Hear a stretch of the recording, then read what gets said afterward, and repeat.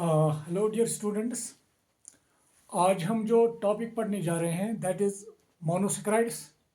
उनकी स्ट्रक्चर के बारे में देखेंगे और कॉन्फ़िगरेशन के बारे में भी देखेंगे यहाँ पे। तो स्टार्ट करेंगे। आज का जो टॉपिक है दैट इज़ मोनोसैकेराइड्स।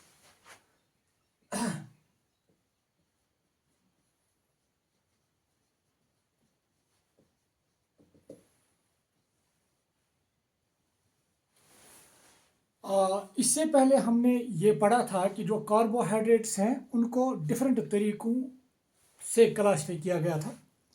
कार्बोहाइड्रेट्स को क्लासीफाई किया गया था on the basis of taste, on the basis of hydrolysis. On the basis of hydrolysis भी उनको क्लासीफाई किया गया था।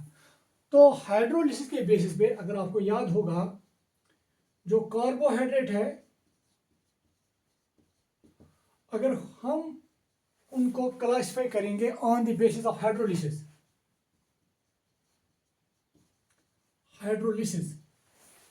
हाइड्रोलिसिस के बेसिस पे हमें 3 टाइप्स ऑफ कार्बोहाइड्रेट्स मिलते थे। एक का नाम था monosaccharides,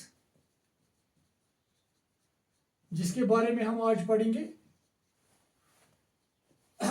second one that was oligosaccharides,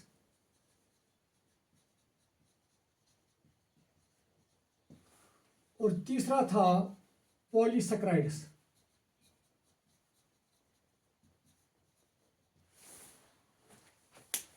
अब ये मोनोसैकेराइड्स क्या है?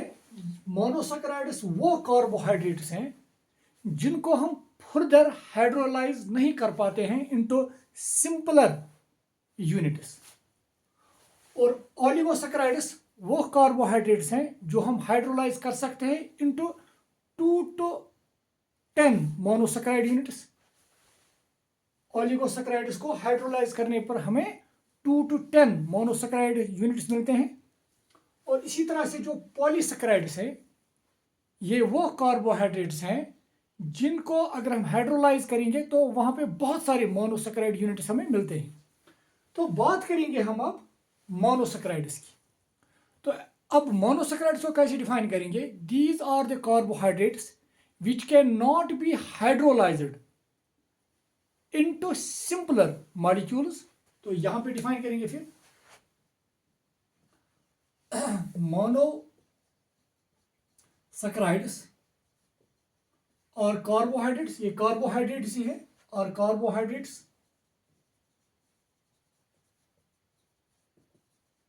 which cannot be hydrolyzed into simpler monosaccharide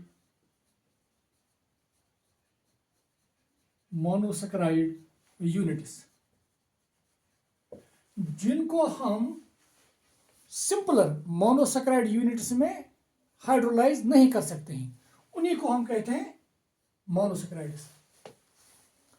अब ये जो मोनोसैकेराइड्स है इनकी वेल नोन एग्जांपल जो है, इनकी वेल नोन एग्जांपल है ग्लूकोज, एक मोनोसैकेराइड है। फ्रक्टोज एक वेल नोन एग्जांपल है इसकी। इसी तरह से deoxyribose, galactose, they are all examples of monosaccharides. तो यहाँ पे मैं एग्जांपल लिखना चाहूंगा, एग्जांपल्स ग्लूकोज, फ्रक्टोज, इसी तरह से है deoxyribose etcetera. They are all examples of monosaccharides. Now ये जो ये मोनोसैकेराइड्स हैं जो मैंने यहाँ पे एग्जांपल्स लिखे हैं, इन मोनोसैकेराइड्स को फर्दर क्लासिफाई किया गया है on the basis whether they contain aldehydic functional group और कीटोनिक। ये जो मोनोसैकेराइड्स मैंने यहाँ पे लिखे हैं, आप देखेंगे इनमें या तो एल्डिहाइडिक फंक्शनल ग्रुप होगा या तो कीटोनिक फंक्शनल ग्रुप होगा, और इसी बेसिस पे क्या ये एल्डिहाइडिक फंक्शनल ग्रुप कंटेन करते हैं या कीटोनिक फंक्शनल ग्रुप कंटेन करते हैं। तो इस बेसिस पे इनको फर्दर क्लासिफाई किया गया है। तो अब हम पढ़ेंगे इन मोनोसैकेराइड्स की क्लासिफिकेशन। तो मैं यहाँ पे ये रब करने जा रहा हूँ, आप यहां तक अभी ये नोट कीजिए।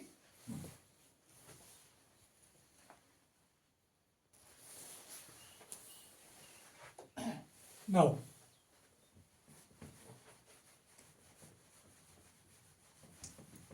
अब हम इन मोनोसैकेराइड्स की क्लासिफिकेशन देंगे।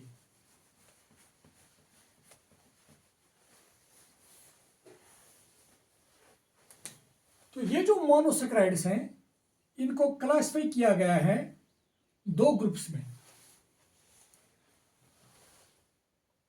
वो monosaccharides which contain aldehydic functional group, they are called aldoses. Aldoses. और कुछ मोनोसैकेराइड्स आप देखेंगे they will contain ketonic functional group and they are called ketoses. उनको कीटोसिस का नाम दिया गया है। तो एल्डोसिस एक्चुअली दे कंटेन, यहां पे मैं लिखूंगा aldehydic functional group, aldehydic functional group. और कीटोसिस उन मोनोसैकेराइड्स को कहते हैं which contain ketonic functional group. Now define करेंगे पहले यहां पे एल्डोसिस को हम कैसे डिफाइन करेंगे। एल्डोसिस और those monosaccharides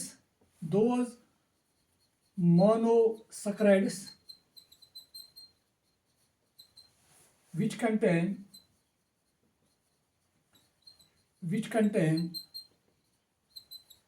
aldehydic functional group।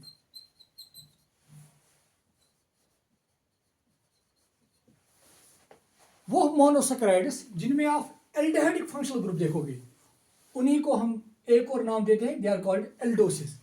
और इसकी वेल नोन एग्जांपल है, अगर हम इनकी एग्जांपल लिखेंगे, एग्जांपल है जो हम यहाँ पे जिसकी स्ट्रक्चर भी यहाँ पे हम डिस्कस करेंगे, दैट इज ग्लूकोज। ग्लूकोज एक एग्जांपल है एल्डोसिस की। नाउ कीटोसिस को कैसे डिफाइन करेंगे। कीटोसिस वो मोनोसैकेराइड्स हैं which contain ketonic functional group. तो यहां पे मैं लिखूंगा कीटोसिस और those monosaccharides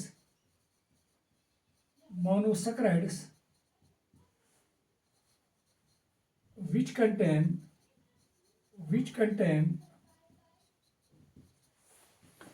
contain ketonic functional group,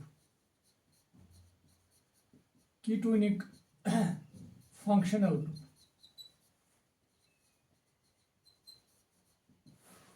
और इन कीटोसिस की जो वेल नोन एग्जांपल है जो हम यहां पे डिस्कस करेंगे, दैट इज फ्रक्टोज। तो फ्रक्टोज एक्चुअली एक मोनोसैकेराइड है, मगर किस क्लास का है ये, कीटोसिस क्लासेस का। इसी तरह से ग्लूकोज एक मोनोसैकेराइड है, किस क्लास का है, एल्डोसिस क्लासेस का। तो इस ग्लूकोज और इस फ्रक्टोज की अब हम स्ट्रक्चर देखेंगे और फिर इनकी कॉन्फ़िगरेशन के बारे में भी देखेंगे। तो ये आप अभी नोट कीजिए, मैं इसको रब करने जा रहा हूं ताकि मैं इनकी स्ट्रक्चर यहां पे ड्रा करूं।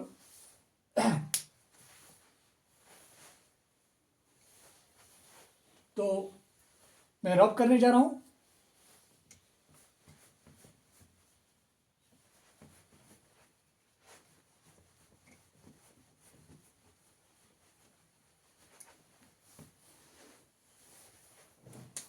एनीवे एल्डोसिस की एग्जांपल क्या है, ग्लूकोज। कीटोसिस की एग्जांपल क्या है, फ्रक्टोज। बहुत सारे एग्जांपल्स हैं, हम यहां ये दो डिस्कस करेंगे ज्यादा।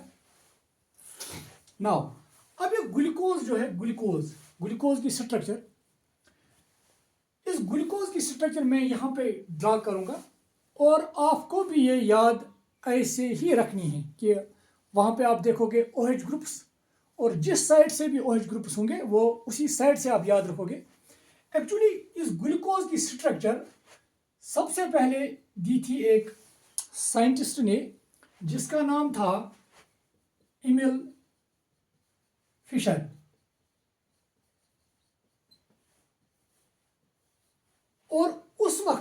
ये सबसे बड़ा काम था जो इसने दिया था इस ग्लूकोज की स्ट्रक्चर देकर। और इनफैक्ट इस साइंटिस्ट को उस वक्त नोबेल प्राइज से नवाजा गया। इस इमिल फिशर ने एक्चुअली ये बताया कि जो मैं अभी ये ग्लूकोज की स्ट्रक्चर बनाऊंगा, इस ग्लूकोज में जो डिफरेंट OH ग्रुप्स हैं उनकी एग्जैक्ट जो अरेंजमेंट है, उनका जो एग्जैक्ट अरेंजमेंट है in space with respect to one another, वो क्या है। और वो इस तरह से जो मैं यहाँ पे लिखूंगा। तो यहाँ पे मैं अभी रब करने जा रहा हूँ। ये यहाँ पर ही इस साइंटिस्ट का नाम भी आप याद रखेंगे। आप देखिए स्ट्रक्चर इस तरह से like this, it is CH2OH here, CH2OH, यहां पे है OH, H, OH, H, H, OH,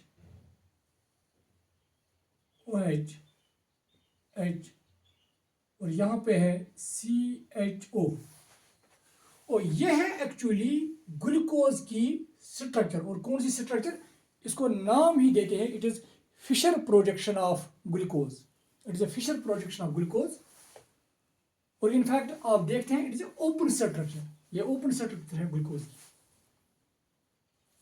अगर आप इसकी फार्मूला देखेंगे कितने कार्बन है इसमें, एक, यहां पे एक्चुअली ये कार्बन है 2 3 4 5 6। तो यहां पे मैं इसकी फार्मूला, मॉलिक्यूलर फार्मूला लिखूंगा C6H 2 + 1 3 4 5 6 7 8 9 10 11 and 12 H12 and O 1 2 3 4 5 6। ये इसकी मॉलिक्यूलर फार्मूला है ग्लूकोज की। और अगर आप देखेंगे ये जो ये ग्लूकोज है, इसमें एक्चुअली अगर आप देखेंगे इसमें ये फंक्शनल ग्रुप है CHO group, it is called aldehydic functional group. और हमने अभी पढ़ा कि वो monosaccharides which contain aldehydic functional group they are called aldoses. So it is actually an aldose, ये एक एल्डोस है। और इस एल्डोस का नाम क्या है, ग्लूकोज, इसका नाम है ग्लूकोज। नाउ इसी तरह से ये जो स्ट्रक्चर मैंने बनाई जो इमिल फिशर ने दी थी, इस स्ट्रक्चर को हम नाम ही देते हैं, it is called Fischer projection.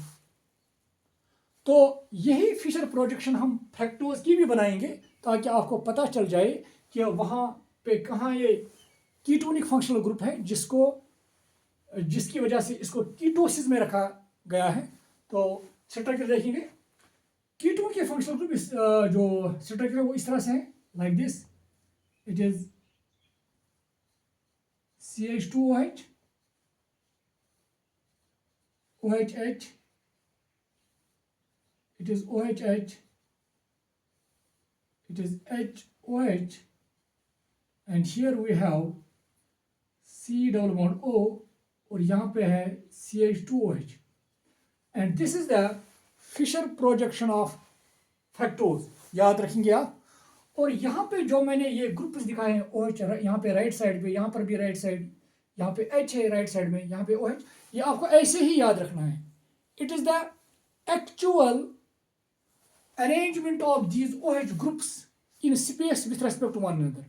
और इसी तरह से यहाँ पे जो OH है स्पेस में, इनकी एग्जैक्ट जो अरेंजमेंट है with respect to one another वो इस तरह से है। और यही वजह है कि आपको ये स्ट्रक्चर एज सच याद रखनी है ऐसे ही, और यहाँ पे ये स्ट्रक्चर एज सच याद रखनी है। अब कैसे हम ये फिशर प्रोजेक्शन बनाते हैं, ये आप देख सकते हैं कि मैंने एक वीडियो बनाया है हाइड्रोकार्बन जो 11th क्लास का है।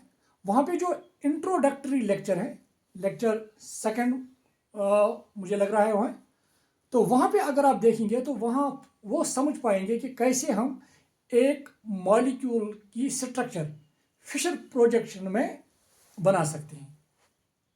तो वहाँ पे अगर आप देखना चाहते हैं तो वहाँ पे मैंने एक्चुअली डिस्कस किया है मीथेन मॉलिक्यूल को, मीथेन मॉलिक्यूल की कैसे हम फिशर प्रोजेक्शन बनाते हैं वो आप देख सकते हैं। मगर इस वक्त अब आप यही याद रखेंगे कि किस तरह से OH ग्रुप्स हैं, आप ही याद रखेंगे।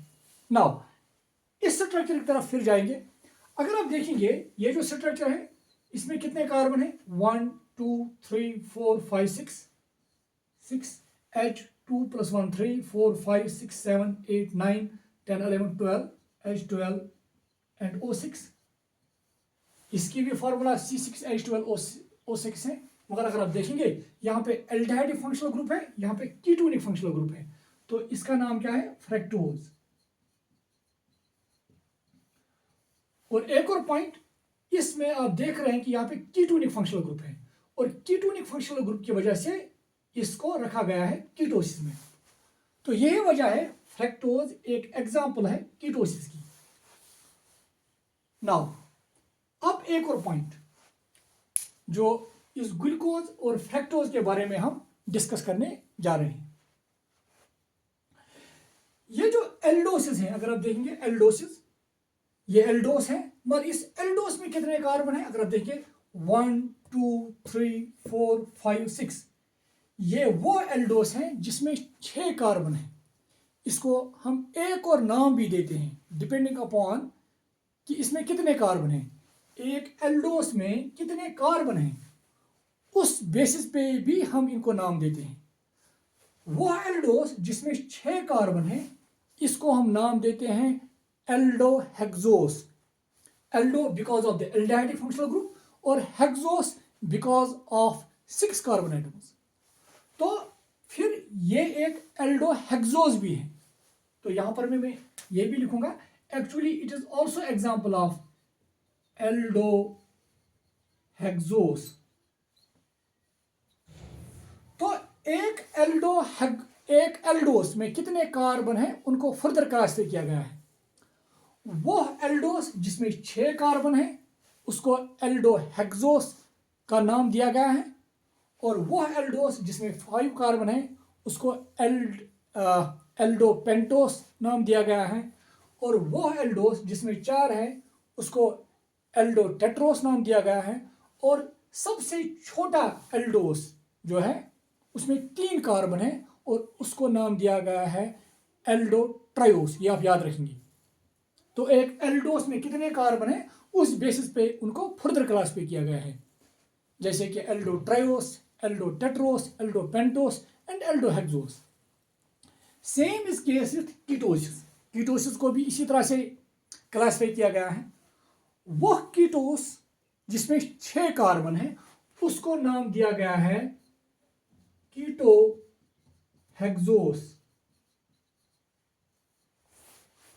और वह कीटोस जिसमें 5 कार्बन है उसको नाम दिया गया है कीटोपेंटोस, और जिसमें 4 कीटोटेट्रोस, और जिसमें 3 का जो 3 कार्बन वाला है वो सबसे छोटा कीटोस है, दैट इज कीटोट्रायोस। ये आप याद रखेंगे।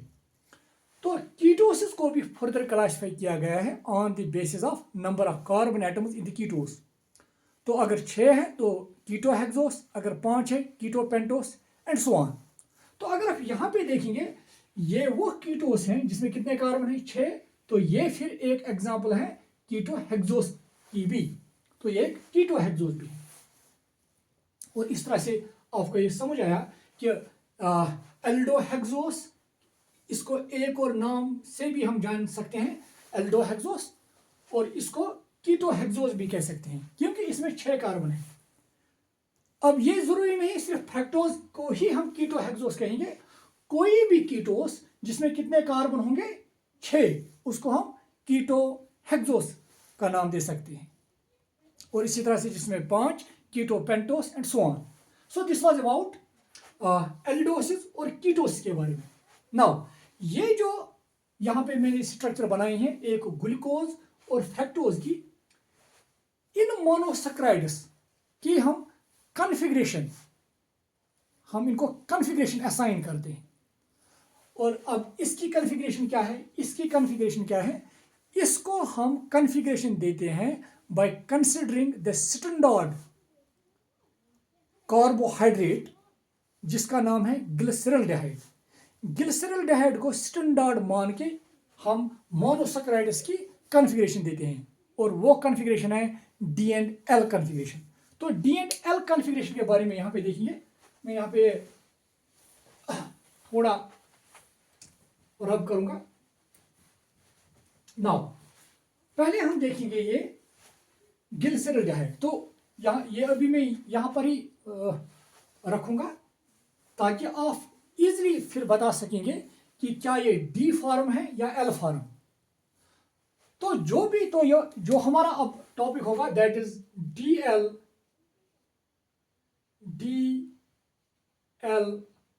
Configuration. D L configuration of monosaccharides. जो भी मोनोसैकेराइड्स हैं इनको हम डी एल कॉन्फ़िगरेशन देते हैं। अब ये डी एल कॉन्फ़िगरेशन कैसे देते हैं, इसके लिए हमने स्टैंडर्ड जो सिलेक्ट किया है दैट इज ग्लिसरॉल्डिहाइड। और उस ग्लिसरॉल्डिहाइड की भी जो फिशर प्रोजेक्शन है, आप याद रखिए फिशर प्रोजेक्शन वो इस तरह से है। ये ग्लिसरॉल्डिहाइड है, सिंपलेस्ट कार्बोहाइड्रेट CH2OH, और यहाँ पे है ये OH, यहाँ पे है H and it is CHO। ये ग्लिसरॉल्डिहाइड, ये ग्लिसरॉल्डिहाइड है। यहाँ पे मैं नाम लिखूंगा इसका, इट इज ग्लिसरॉल्डिहाइड।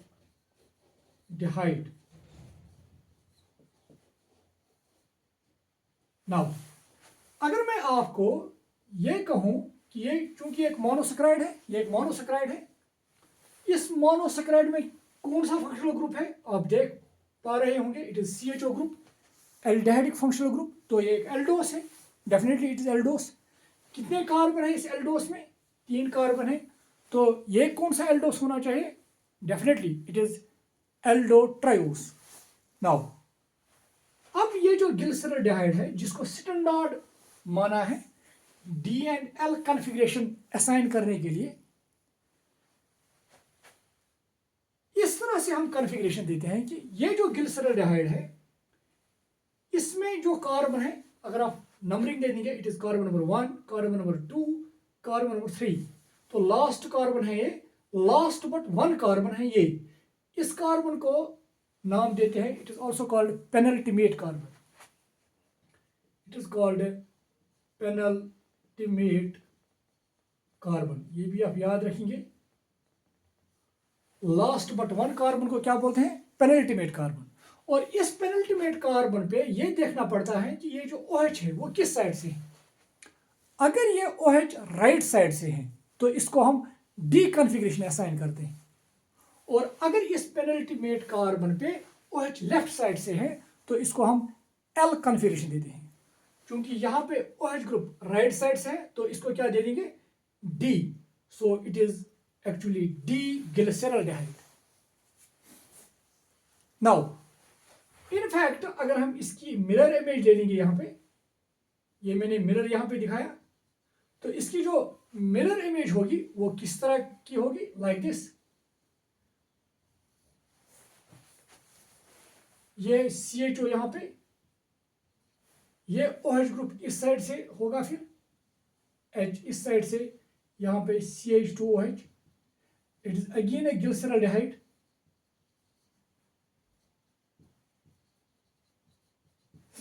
इनफैक्ट ये जो ग्लिसरॉल्डिहाइड है ये ऑप्टिकली एक्टिव है। इसके 2 फार्म्स होंगे, एक फार्म ये और दूसरी फार्म ये, जो मैंने यहाँ पे बनाई है। कैसे बना सकते हैं, सिंपली आप क्या करेंगे, इसके सामने मिरर रखोगे, मिरर में जो स्ट्रक्चर जो मॉलिक्यूल आपको दिखेगा वो इसकी दूसरी फॉर्म एग्जिस्ट करती होगी। इस तरह से आप याद रखेंगे। अब कैसे बनाएंगे वो दूसरी फॉर्म, सिंपली आपको यहाँ पे मिरर रखना है और जो वहां पे आपको दिखेगा वो इसकी दूसरी फॉर्म है। और and here the second form of glyceraldehyde is this. Now अब इसकी भी कॉन्फ़िगरेशन देंगे वेदर इट इज डी और एल। हम क्या करेंगे, नंबरिंग दे देंगे, क्योंकि CHO ये एल्डिहाइडिक फंक्शनल ग्रुप है और ये अल्कोहलिक है। प्रायोरिटी नंबरिंग के लिए दी जाती है किसको, एल्डिहाइडिक फंक्शनल ग्रुप को। तो नंबर 1 यहाँ से आएगा, 2 यहाँ से, 3। तो आपको किस कार्बन पे देखना है, last but 1 that is penultimate carbon. तो वो हो गया कार्बन नंबर 2, और इस कार्बन नंबर 2 पे OH किस साइड से, लेफ्ट साइड से। तो अगर लेफ्ट साइड से है तो ये L है, अगर राइट साइड से होता तो D, और अगर लेफ्ट साइड से है तो L। तो इस तरह से ये डी ग्लिसरॉल्डिहाइड है और ये एल ग्लिसरॉल्डिहाइड। तो अब ये जो मोनोसैकेराइड्स मैंने यहाँ पे और लिखे हैं, जैसे कि ग्लूकोज और फ्रक्टोज, इनको भी हम डी एंड एल कॉन्फ़िगरेशन दे सकते हैं इसी बेसिस पे।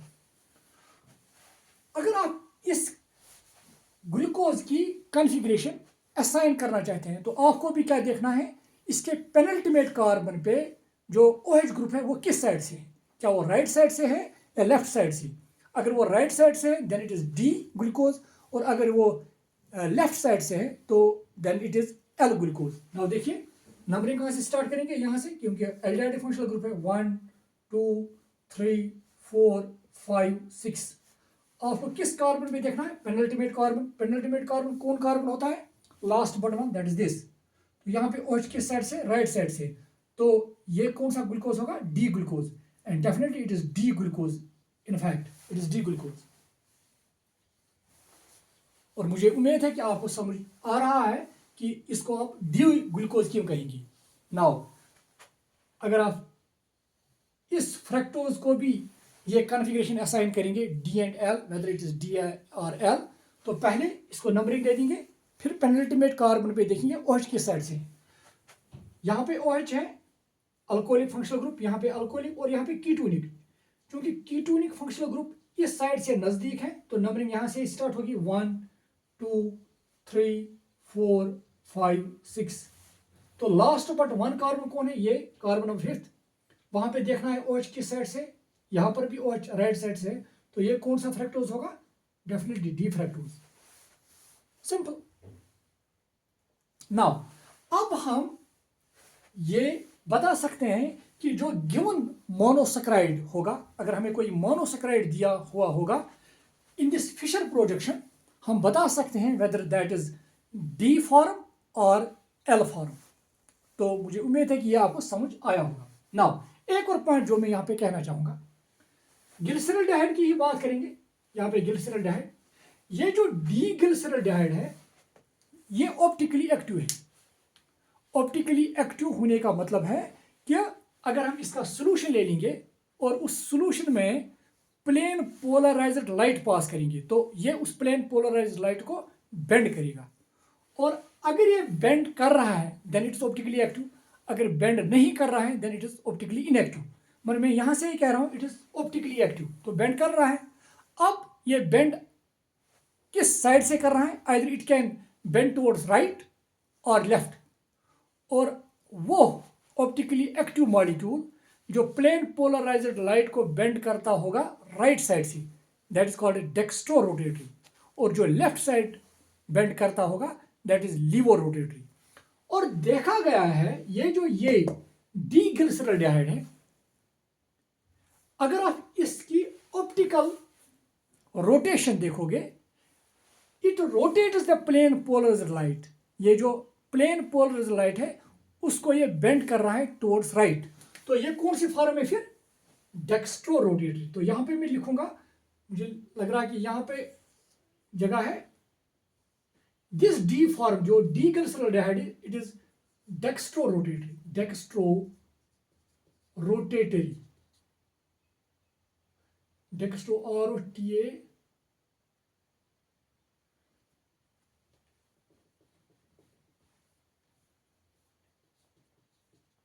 Dextro rotatory.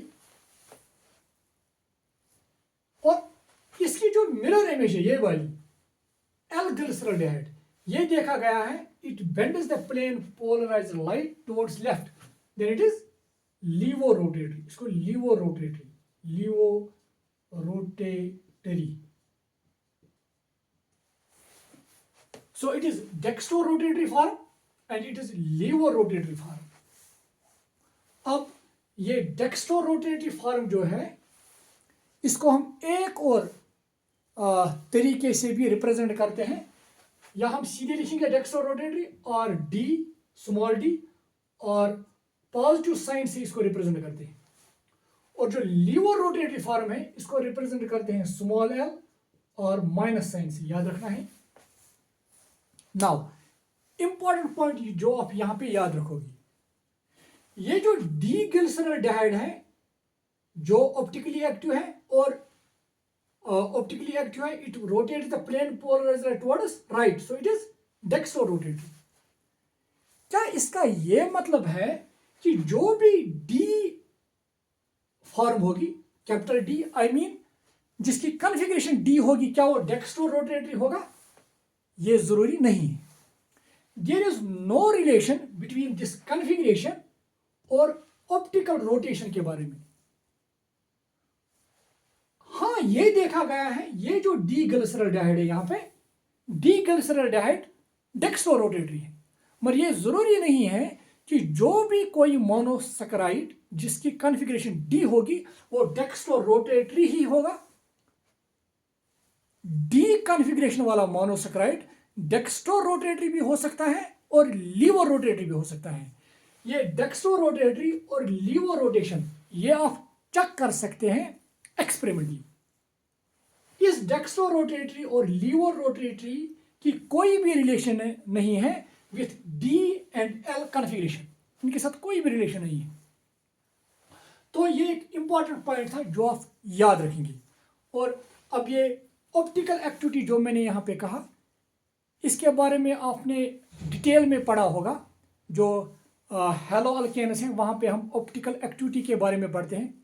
Optically active compound किसको कहते हैं, या जहाँ कहीं पर आपने ऑप्टिकल एक्टिविटी के बारे में देखा होगा, ऑप्टिकल आइसोमर्स के बारे में पढ़ा होगा, तो वहाँ पे आपको ये क्लियर हुआ होगा। तो यहाँ पे हमें सिर्फ ये कहना था कि यहाँ पे डेक्स्ट्रो रोटेटरी फॉर्म और लीवो रोटेटरी फॉर्म क्या होती है। जो मैंने अभी कहा कि डेक्स्ट्रो रोटेटरी वो सबस्टेंस है, वो मॉलिक्यूल है which rotates the plane polarised light towards right, और लीवो रोटेटरी फॉर्म वो फॉर्म है which rotates the plane polarised light left. So this was about the discussion about the monosaccharides। Monosaccharides को हम कैसे define करते हैं, जिस तरह से मैंने कहा कि मोनोसैकेराइड्स एक्चुअली कार्बोहाइड्रेट्स होते हैं और जिनको हम फर्दर हाइड्रोलाइज नहीं कर पाते हैं इनटू सिंपलर यूनिट्स। तो इन मोनोसैकेराइड्स की वेल नोन एग्जांपल जो है ग्लूकोज हैं, फ्रक्टोज हैं, इसी तरह से मैंने राइबोज कहा था, डिऑक्सीराइबोज कहा था, और इसी तरह से ग्लिसरॉल्डिहाइड भी हैं। फिर इनकी स्ट्रक्चर के बारे में भी हमने देखा कि जो इनकी स्ट्रक्चर है, ये जो फिशर प्रोजेक्शंस हैं, इन फिशर प्रोजेक्शंस में हम एग्जैक्ट ओरिएंटेशन देखते हैं इन OH ग्रुप्स की with respect to one another. और ये जो फिशर प्रोजेक्शन है ग्लूकोज की, सबसे पहले किसने दी थी? एमिल फिशर, जिसको नोबेल प्राइज से नवाजा गया था। और अब इनको कैसे हम डी और एल कॉन्फ़िगरेशन असाइन करते हैं, वो मैंने कहा कि इसको हम असाइन करते हैं by considering the reference glyceraldehyde, और उसी बेस पे हम डी एल कॉन्फ़िगरेशन असाइन करते हैं। सो this was about the monosaccharides, there structure, और उनकी जो डिफरेंट क्लासेस हैं जैसे एल्डोसिस, कीटोसिस, वो हमने आज पढ़ा है। So thank you dear students.